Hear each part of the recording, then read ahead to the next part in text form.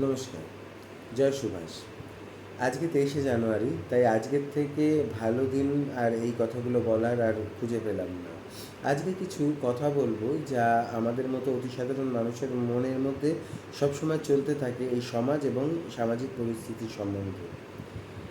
সামনে ইলেকশন, তাই নিয়ে নানা রকম সরগরম, এই গানটা বানাচ্ছে, ও ওই পাঁচালি বানাচ্ছে, নানা রকম জিনিস আমাদের আশেপাশে ঘটতে থাকছে। কিন্তু যখন ভোট দিতে যাবেন, একটা সাধারণ মানুষের মাথায় যে জিনিসগুলো চলতে থাকে সেগুলো নিয়ে একটু ভাববেন। যেমন আরজিকর কেস। আরজিকর কেসটা কি হয়েছিল সে সম্বন্ধে নতুন করে কারোর কিছু বলার নেই, কিন্তু একটা জিনিস ভাববেন, হঠাৎ করে একটা রেপ কেসের পর এতগুলো মানুষ কোন ভাইরাস দ্বারা আক্রান্ত হলো যে নিজেদের প্রত্যেক দিনের জীবিকা, নিজেদের খাওয়া ঘুম এইগুলো ভুলে গিয়ে তারা রাস্তায় প্রতিবাদে নামে এবং এই ধরনের একটা নৃশংসতার একটা শাস্তি দাবি করে প্রশাসনের কাছে, কিন্তু প্রশাসন সেটাকে চাপা দিয়ে দেয়। এবং কেন দিল ভাবতে হবে। আমিও ভাবছি, আপনারাও ভাবুন, যদি কোনো উত্তর পান নিশ্চয়ই জানাবেন।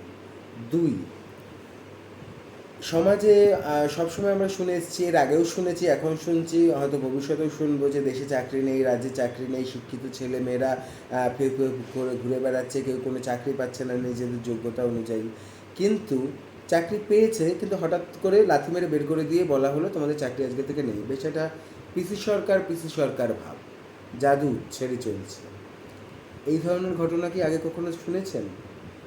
তার প্রতিবাদ করতে গিয়ে যারা লাথি খেলো, মার খেলো, ডিপ্রেশনে গেল, আত্মহত্যা করলো, নিজেদের গর্ভে থাকা সন্তানকে হারালো, তাদের দুঃখের হিসাব কোন খাতায় লেখা আছে সেই খাতাটা চাই। সেই খাতাটা কিন্তু ইলেকশনের আগেই চাই। সেই খাতা দেখে সুদ সমেত সেই দুঃখগুলোকে কিন্তু ফেরত দিতেই হবে খুশি করে। 3, 22,000-এর ওপর স্কুল এই রাজ্যে বন্ধ হয়ে গেছে। আর কতগুলো নতুন মদের ঠেক তৈরি হয়েছে একবার ভাববেন তো। আর লটারির দোকান, মদের ঠেক আর লটারির দোকান কতগুলো পরিবারকে নষ্ট করে দিচ্ছে পরপর, সেটা একবার খোঁজ নিয়ে জানবেন। কোনটার বেশি জরুরি আজকের সমাজে, মদের ঠেক, লটারির দোকান, আর নাকি স্কুল কলেজের?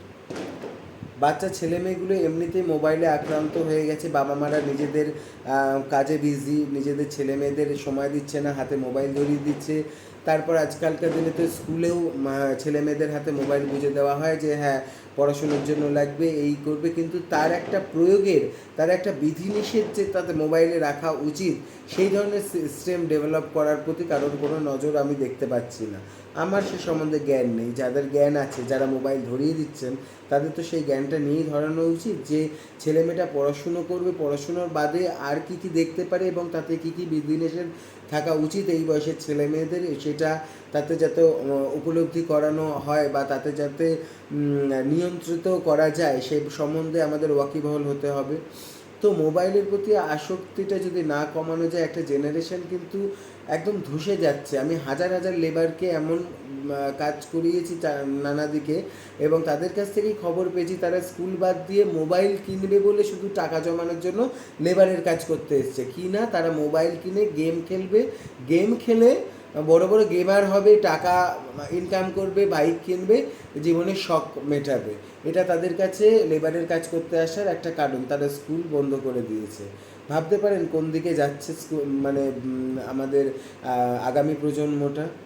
এই জিনিসগুলো নিয়ে ভাববেন। শুধু খেলা মেলা নাচানাচি, মেম বানানো, এই দৌড়েছে, এই টিপ্পনি কেটেছে, এই বলছে আমার না ওর দোষ, এত কাদা ছোড়াছুড়ি তাদের শোভা পায় যারা শুধু ওই একটা ব্যক্তিত্ব নিয়েই বাঁচে যে তারা রাজনৈতিক ব্যক্তিত্ব। কিন্তু যারা সাধারণ মানুষ, যারা রাত্রির বেলা 9টার সময় বসে আছেন আর আপনার মেয়ে হসপিটাল বা অন্য কোনো জায়গাতে কাজ করতে গেছে, এখনও ফেরেনি, 10 মিনিট দেরি হয়েছে, তার বাবাকে স্টেশনে গিয়ে যেন দাঁড়াতে না হয়, তার জন্যই এই ইলেকশানে জবাব দিতে হবে।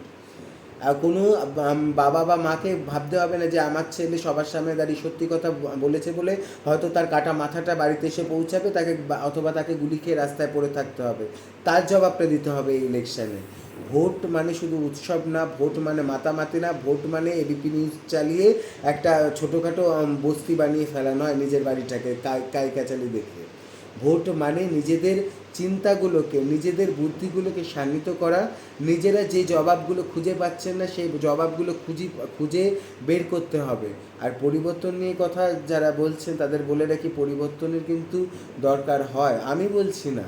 আপনারা যারা বিচক্ষণ ব্যক্তি আছেন বা অতি সাধারণ লোকও আছে, তারা এমনি পড়ার জন্য একবার গীতাটা পড়ে দেখবেন তাতেও সারাংশে লেখা আছে, change is the law of universe. পরিবর্তন কিন্তু সংসারের নিয়ম এবং চিরন্তন নিয়ম। সেটাকে যদি না করা যায় তাহলে কিন্তু এই সমাজ নিয়ন্ত্রণ করা সম্ভব হবে না। আশা করি যেটুকু বোঝাতে চাইলাম বুঝতে পেরেছেন। যদি আপনাদের কাছে এই ধরনের প্রশ্নের কোনো উত্তর থাকে আমাকেও জানাবেন, জানতে পারলে ভালো লাগবে। ভালো থাকবেন, সবাইকে ভালো রাখার চেষ্টা করবেন, যারা সত্যি সৎ সাহস নিয়ে এগিয়ে চলে এবং ভালো কাজ করার চেষ্টা করবেন সমাজের জন্য। জয় হিন্দ।